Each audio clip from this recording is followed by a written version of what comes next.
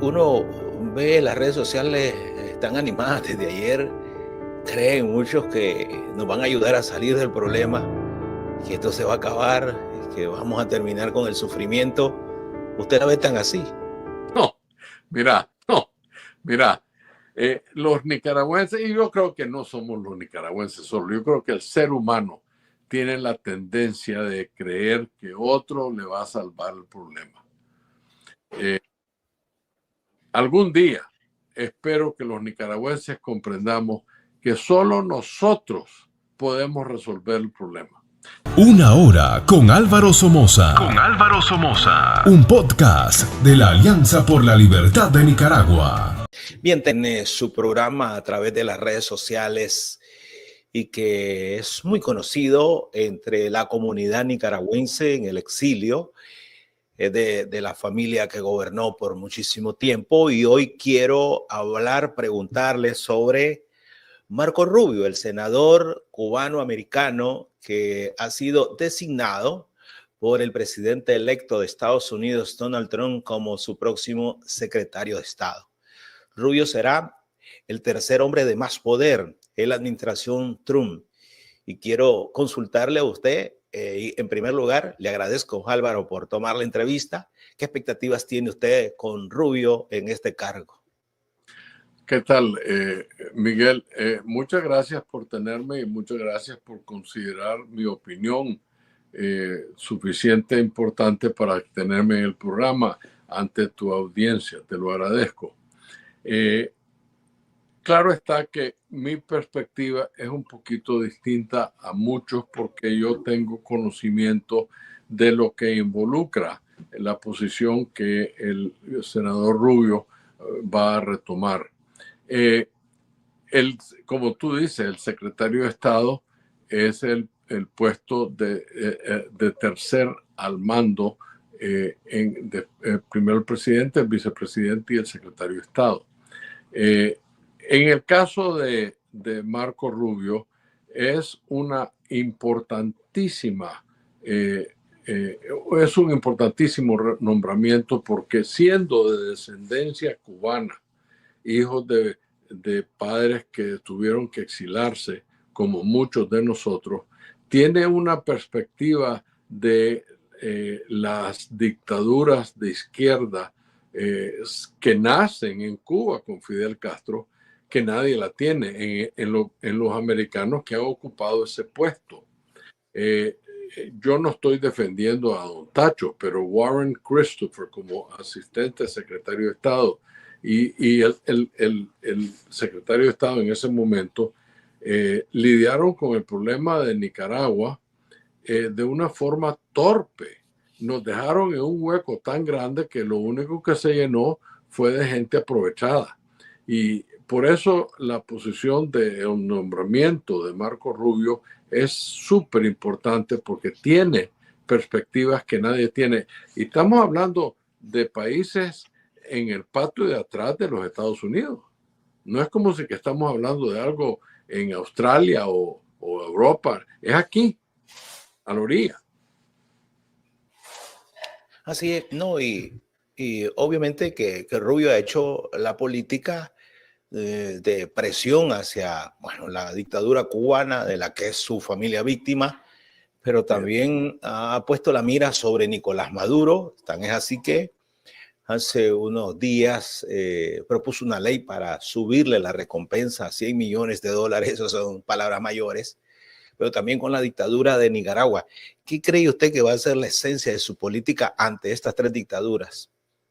Bueno, ya él ha dado suficientes declaraciones de su postura.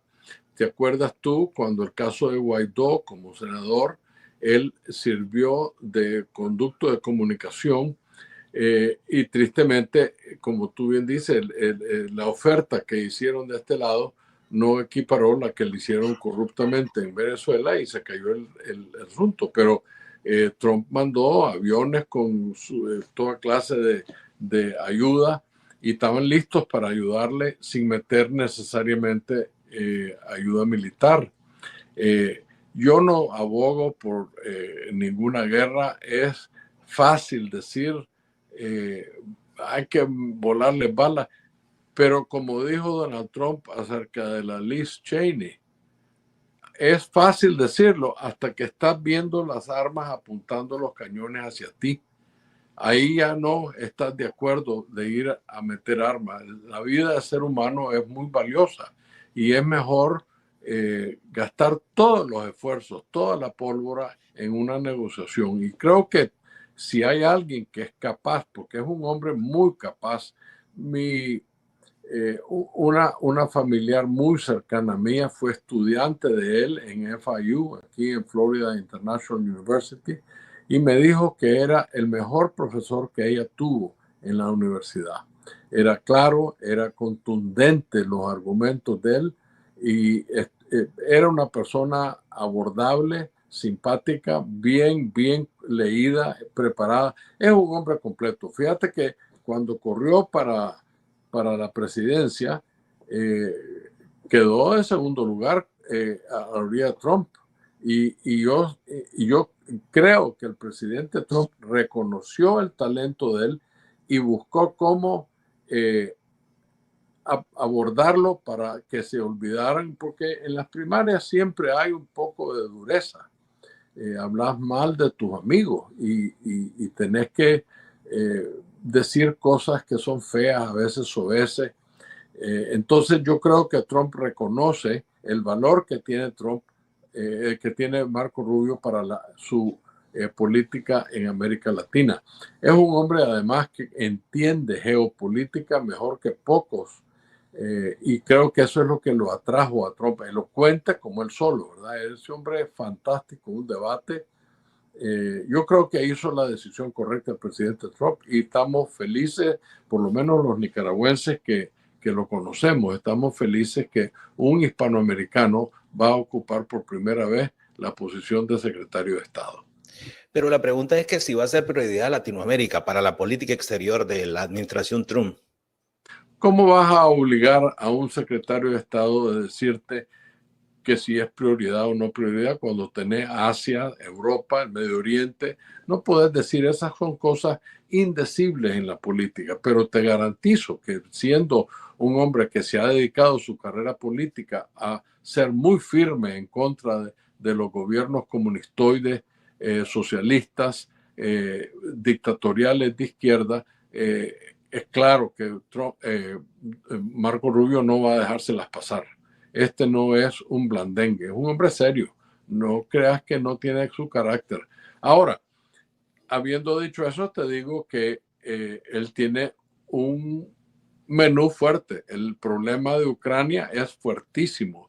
La situación con México y la frontera también es muy delicada. El problema con la China, Taiwán, son casos serios. Rusia dándole gas a los europeos que están desesperados por recibirlo. Todos estos son problemas que se tienen que resolver. Ya no se diga, por supuesto, Israel y el Medio Oriente. O sea que el plato lo tiene lleno.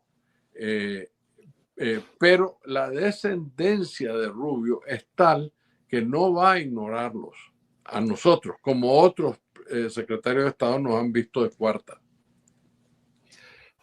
Uno ve las redes sociales, están animadas desde ayer, creen muchos que nos van a ayudar a salir del problema, que esto se va a acabar, que vamos a terminar con el sufrimiento.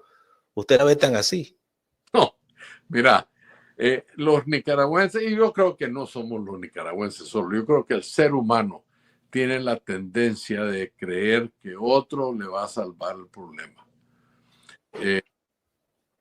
Algún día espero que los nicaragüenses comprendamos que solo nosotros podemos resolver el problema. Te voy a dar ciertos ejemplos. Cuando la Contra claramente pone contra las cuerdas al gobierno sandinista en los 80, hubo un clancito de negociadores nicaragüenses que no tenían ni la experiencia ni el conocimiento histórico para negociar los acuerdos de paz. ¿Y qué terminó? Terminaron traicionando a la Contra, desarmando al pueblo a la contra y dejando el ejército sandinista armado hasta los dientes con la policía y el ejército al control de ellos. Y con un gobierno, como dijo el mismo Ortega, gobernando desde abajo. ¿Vos te acordás, Miguel? Yo me moví a Nicaragua en 1990 y sentí el inmediato rechazo de los conservadores históricos, ¿no? Simplemente porque llevaba un apellido. A mí nunca me han acusado de juzgado nada. Si hubiera sido un criminal, no hubiera ido a Nicaragua. Yo era un empresario, agricultor, industrial, que nunca me metí en política, jamás fui miembro del gobierno, ni de la Guardia, ni nada. Simplemente nací del vientre de una señora que se había casado con Somoza, que había muerto 12 años antes de la revolución, y por eso me cerraron las puertas. Eso fue Toño Lacayo. ¿Qué experiencia tenía Toño Lacayo para ayudarle a doña Violeta a gobernar? Ninguna. Entonces, hizo decisiones fatales. No quiere decir que no hizo buenas decisiones, pero parte del problema de esas decisiones es lo que causa que hoy en día tengamos a Ortega de vuelta ahí, porque causó la apertura de un sistema de corrupción. Acordate los famosos cañonazos. Entonces yo creo que los nicaragüenses tenemos que entender que nosotros tenemos que tener la valentía de decir, hombre, Álvaro Somoza no es un buen candidato para la presidencia. Tal vez lo fue hace 40 años o 20 años, pero ahora no. Esa valentía la tengo yo. Yo la estoy diciendo. ¿Por qué? Porque yo creo que hay gente más capaz que yo, más enredados en la situación de Nicaragua que yo, pero no voy a permitir que metan a viejos guerrilleros que porque pretenden ser demócratas ahora, estos son los... Mal error estamos haciendo. Usted ha dicho que quiere unidad, pero sin criminales. ¿No sería capaz no sería capaz también que por esta unidad que tanto merecemos y buscamos, que todo se perdone? Como usted ha dicho, es una generación diferente, alejada de quienes tomaron aquellas decisiones. Yo creo que hay un argumento bien sensato de que el pasado quede en el pasado, pero tampoco, si sabemos de alguien que está actualmente libre y soberano en Nicaragua y sabemos que cometió actos criminales, por lo menos hay que hacer un cuestionamiento, un indagamiento de, bueno, como mínimo, hagamos un compromiso. No te metes, mira, si vos viste la Serie Mundial, obviamente vos sos el campeón de los deportes. ¿Te acordás de aquellos dos estúpidos que le sostenían el guante al pobre muchacho? A Mookie Betts, que le quisieron arrancar la pelota. ¿Vos sabés lo que les pasó a esos muchachos? Sí, lo expulsaron del estadio, no pueden entrar. Los prohibieron volver al estadio. Sí. Bueno, en Nicaragua tenemos, no, está bien, no los echen a la cárcel, ha pasado muchos años desde la guerra, está bien, pero te han prohibido meterse a la política. Sí. Es un compromiso que se tiene que hacer con el pueblo, le va a dar a mucha gente un sentido de tranquilidad. De confianza. Yo estoy dispuesto a hacerlo.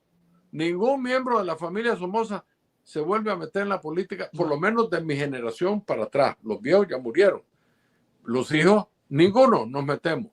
Ya los nietos, esa es otra cosa. Pero los que estuvimos viviendo en ese tiempo, se acabó. Somos de la historia. Y estos politiqueros, algunos les dicen MRS, otros les dicen sandinistas, otros les dicen Ortega, no importa qué. Si estuvieron metidos en los actos de los 80, para afuera. Así es. Regresando a Trump, ¿con qué se conformaría?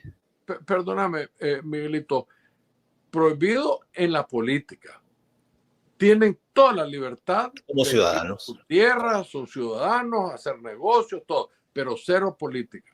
¿Y por ¿Usted qué? no está de acuerdo entonces aquellos que dicen hay que acabar con los que piensan o han sido, acabemos los que no vengan más aquí? porque hay gente que propone tierra arrasada. Eso es lo que no entiendo. Si estamos proponiendo una salida democrática, pues tenemos que soportarnos todos en el país, como usted dice, fuera de la política, pero en la sociedad no lo puede borrar, no lo puede sacar. Eso, si hay alguien que te puede dar clase de ese sentido, soy yo. A mí me cerraron las puertas de Nicaragua por llevar un apellido, al punto que yo llegué a fines de julio de 1990 y me fui totalmente triste y desahuciado en diciembre, cuando Toño Lacayo a mi cara me dijo: siento mucho, Álvaro, yo sé que ustedes no se metieron en nada, pero son Somoza y van a pagar justo por pecadores. Esa fue la política de don Toño Lacayo. Entonces, eso es una injusticia. Y yo haría la misma barbaridad, prohibiría que le dijeran eso al general Ortega, a quien sea. Ya murió pues el general Ortega, pero cualquier MRS, cualquier sandinista que tú... No, señor, usted tiene derecho a vivir aquí, prohibido meterse en política. ¿Por qué? Porque lo que ustedes hicieron causaron tanto daño que ese es el castigo. En vez de ir a la cárcel, porque ya ha pasado mucho tiempo, tienen prohibido meterse en la política. Simplemente hagan lo que quieran, hagan millones, traigan inversionistas, métanse lo que quieran, pero no se metan en la política.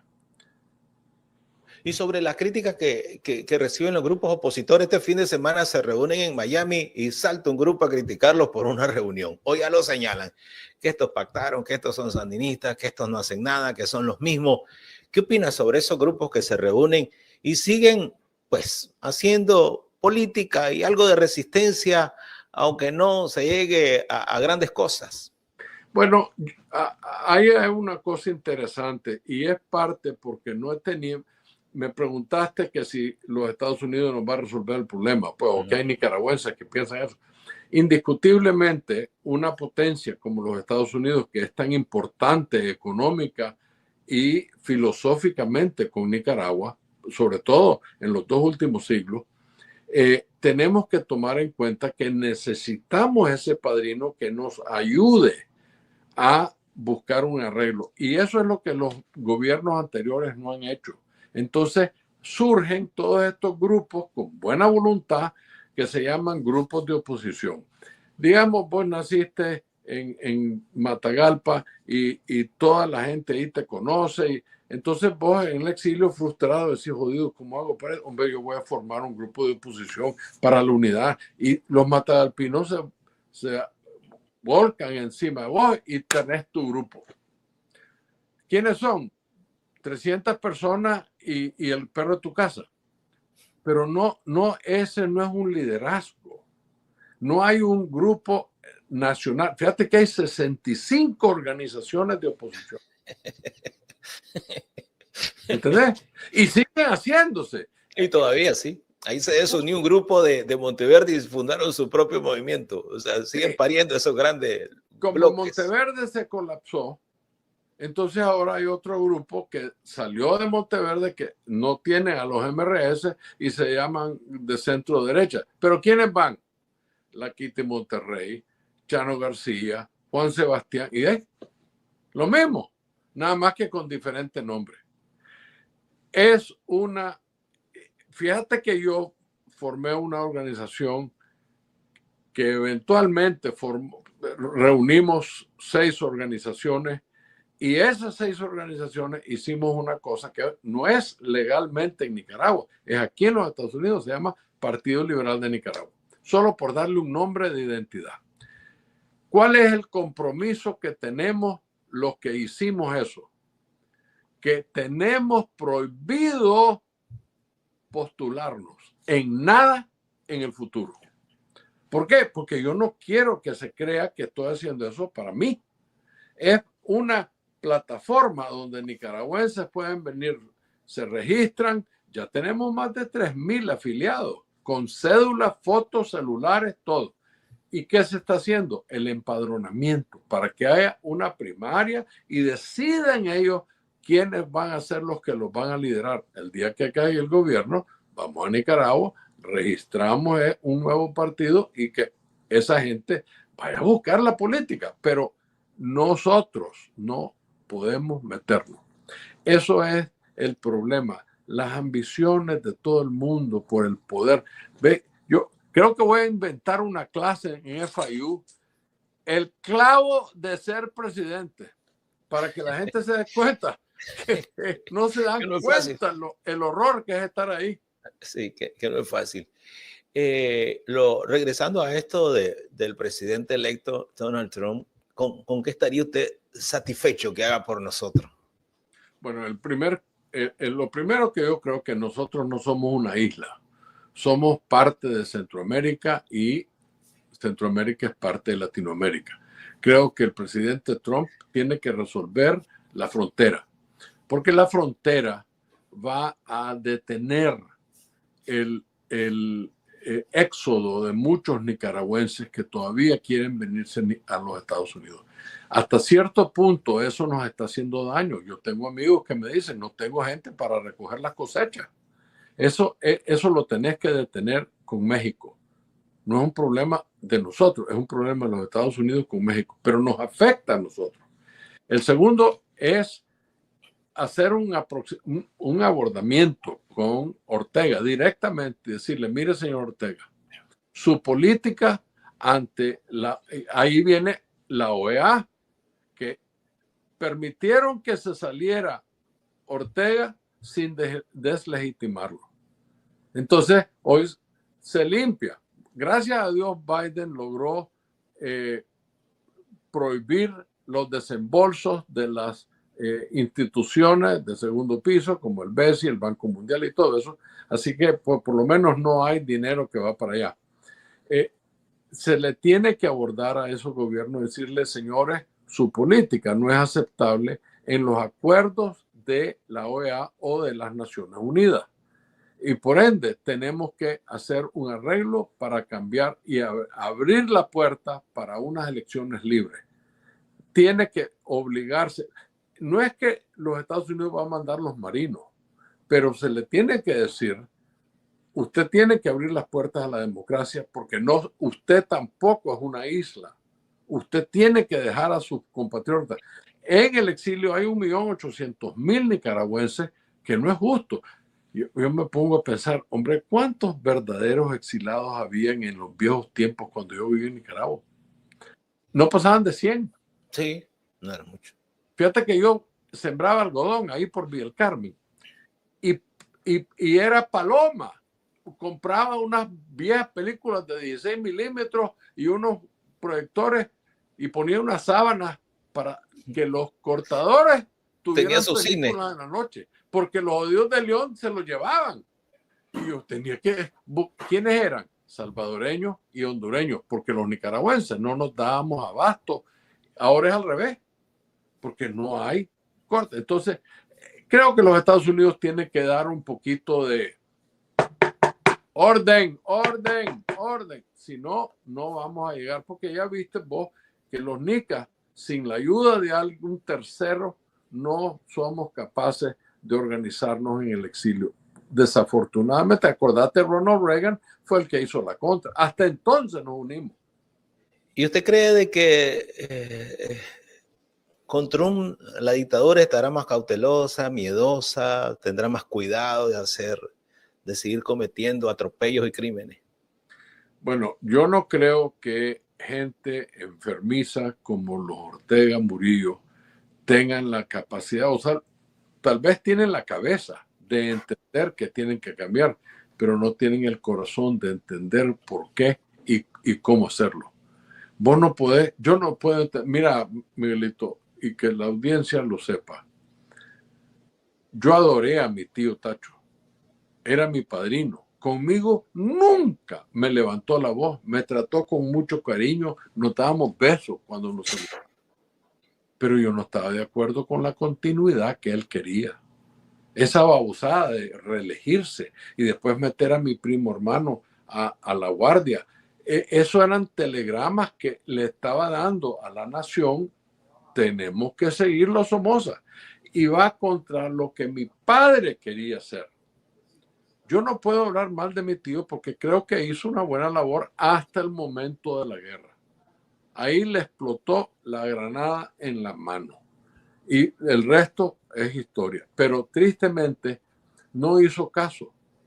Yo fui a darle un mensaje de mi mamá a Montelimar y le dije, tío, mi mamá le dice que Dios le acaba de poner una escalera de oro con su infarto. Sobrevivió el infarto, aproveche, hable con los cachurecos, reúnase con los chamorros, con los lacayos, con los fulanos sultanos y dígales, ok, vayan al Congreso, elijan un candidato, yo me voy. Pero tiene que ser un candidato aceptable para los liberales y los conservadores. No puede ser un conservador aférreo ni un liberal aférreo. Tiene que ser alguien balanceado. Entonces, no lo hizo. El resultado fue tristemente lo que tenemos. Usted relata eso como para graficar lo enfermo que tiene esta gente el poder. Sí, es que no van a dejarlo nunca.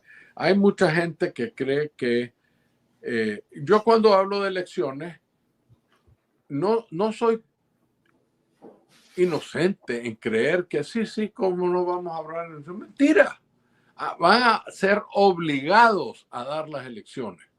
Y si no, entonces ahí sí viene la fuerza. Ahí tiene que meterse Trump a las Naciones Unidas, a la OEA, hacer un grupo. Acordate cuando la guerra entre El Salvador y Honduras, se metieron los centroamericanos a detenerla.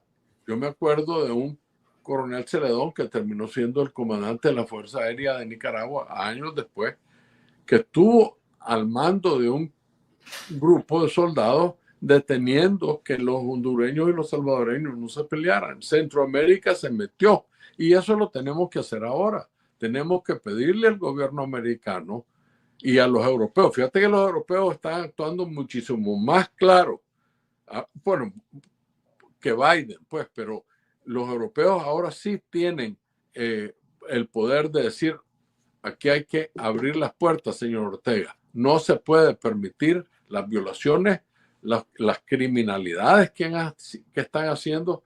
Fíjate que cuando yo salí, todo lo que los sandinistas hacían era quitarle a la gente pudiente las casas, las fincas, etc. Ahora es al revés. Ahora se están aliando con gente pudiente de plata para quitarle a los pobrecitos su finca. Ahí andan un poco de zánganos con rifles y qué sé yo, en la costa atlántica, en el norte, robándole tierra a estas pobres gente. Eso es, para mí es chocante. ¿Cómo el ser humano ha llegado a ese nivel? Sí. Y los mecanismos que puede tener en la mano Trump para obligar a Ortega, para decirle, obligarlo, tratar de presionarlo para que haga elecciones. Comenzar por cerrarle el más duro de todo, que los empresarios se furrean, es cerrarle el número que ¿ves? Si vos no podés hacer una transferencia de dinero, congelás al país. Hay un numerito. Como lo que hicieron con Rusia, quitarles el SWIFT. El número SWIFT, inmediatamente lo llevas a la mesa. Va a ser bravuconadas y todo, pero ni Rusia ni China les van a dar la capacidad de transferir dinero. Podrán querer triangular, pero ¿cómo? ¿Cómo transferir si el sistema de SWIFT es un sistema controlado primordialmente por los americanos? Esa es una, la última, la máxima. Cerrarles el mercado, cerrarles la zona franca, cerrarles... No voy a hablar de cerrar los puertos y todo, pero definitivamente se acabó el mercado norteamericano. Cerrarle, porque al fin del día es el pueblo el que se tiene que levantar. Y aquí hay una ley en este país que se pasó después de la guerra de la Contra, donde se prohíbe al día de hoy que vos y yo nos pongamos aquí en Miami a planear comprar armas e ir a joder a Ortega. Es prohibido, caemos presos, vos y yo. Entonces, tienen que levantar esa orden limitadamente para darle el derecho a nicaragüenses que tengan sus armas y vayan a Nicaragua, porque solo los nicaragüenses pueden votar los nicaragüenses, como fue el caso de la Contra. Cerrarle 2 o 3 de esas llaves y darle a los nicas el derecho de defender su país y ese gobierno cae. La gente cree que Ortega está fuertísimo. Mentira. Vos sabés, Miguelito, que en abril de 18 las armas del famoso golpe de Estado salieron de la misma policía. Hay policía, si es que, ¿quién dice que la policía es toda sandinista? O en el ejército es todo sandinista. Son nicaragüenses. Tienen hijos en las escuelas, esposas en los hospitales trabajando, profesoras, etc. Víctimas. Son víctimas también. Son víctimas, pero sí. Como tienen que comer, no pueden hacer nada. Así es. Le agradezco, Álvaro, por sus declaraciones y esperamos, porque yo entiendo su planteamiento, la oportunidad que tenemos es que Trump los presione y que tengamos elecciones y que las respete, ¿no? Porque los venezolanos o la dictadura de Nicolás Maduro no respetó esas elecciones. Quisiéramos que llegáramos a ese punto. Pero le quiero agradecer por sus palabras y su amabilidad, Álvaro. Claro que sí, Miguel. Ha sido un gusto, siempre un gusto estar contigo. Escucho tus programas y veo tus posts en X a cada rato. Te felicito por el esfuerzo que estás haciendo. Sé lo difícil que es levantar cabeza en este país. Que Dios te bendiga a ti, a tu familia y siempre estoy a la orden, ¿ok? Muchas gracias. Para lograr transformaciones estructurales y sociales en Nicaragua, tenemos que hacer las cosas diferentes. Conocer la verdadera historia nos llevará a construir una sociedad justa y equitativa y sin caudillos. Comparte con nosotros tus puntos de vista, análisis y las cosas como deben ser. Una hora con Álvaro Somoza. Un podcast de la Alianza por la Libertad de Nicaragua. Suscríbete.